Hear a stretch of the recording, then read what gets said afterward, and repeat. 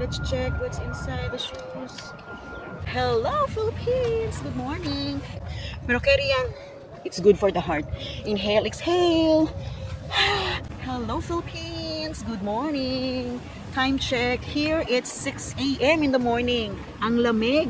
Nandito kami ngayon sa Moose Reef Park para mag-hike or pwede rin mag-bike. Ang aga, 6 o'clock, ang lamig. So, this is my outfit for today. Yes! Ha! Ready na for the lamig. Yan, o ganyan. Okay? Philippine time is 10 o'clock in the morning. In here, it's 6 o'clock in the morning. Tapos, padami na ng padami yung mga sasakyan na nagpa-park. Kasi 6 o'clock na dito. And it's Saturday! So, ito siguro yung mga weekend habit nila or weekend getaway. Mag-bike, mag-hike, family bonding, and everything. Ito, tingnan natin yung coffee shop.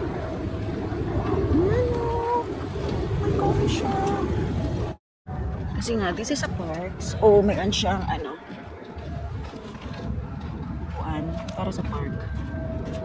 Ganda. We're going inside the hiking trail. Let's go! Hello! Mag-hike muna tayo ngayon for today's video. Madilim pa nung nag-start na kami sa trail. Marami rin kaming kasabayang ibang nationalities, even mga kababayan. That way, 200 meters, 8,000. 8.1. That way, 200 meters, hindi pala. 8.1. Yan na siya. Wow! Ang sarap iran. Look, malapit na siya mag-sunrise. Let's continue the trail. Look at that! The background. Malapit na siya mag-sunrise. Maliwanag na. Sunrise! Wow! Good morning! Medyo nakakapagod siya kasi naglalakad ka sa sand.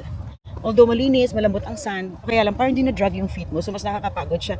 Then the normal and the usual na walking na straight lang or sa mga simento. So this one nakakapagod. Pero carry yan. It's good for the heart. Inhale, exhale.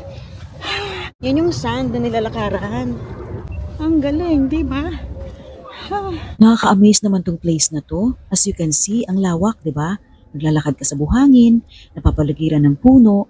Yung iba parang nalantana, pero minadaanan kaming water sprinkler eh. Well, meron talagang nakaka-survive, pero namang hindi. Madaming puno ang nakapaligid and some of them are called gaff tree. And while editing this video, I found out na itong mga gaff tree ay nakaka-survive ng matagal nang walang tubig. Sila ang national tree ng UAE. Oh, may rest area pa. If you're tired, you can rest. Okay, let's check what's inside the shoes. Whoa, dami.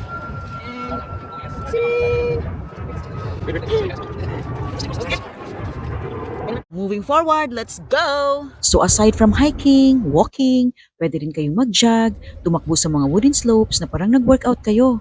At syempre, magpa-picture. Kasi may mga picture-perfect spots to make your hike more fun and memorable. Yes, after mag-hike, breakfast na kami dito sa Bubblers. Malapit lang din sa area. Parang naka more than 6 kilometers din yata kami. Let's eat! Not bad, di ba? So far, so good. We're done.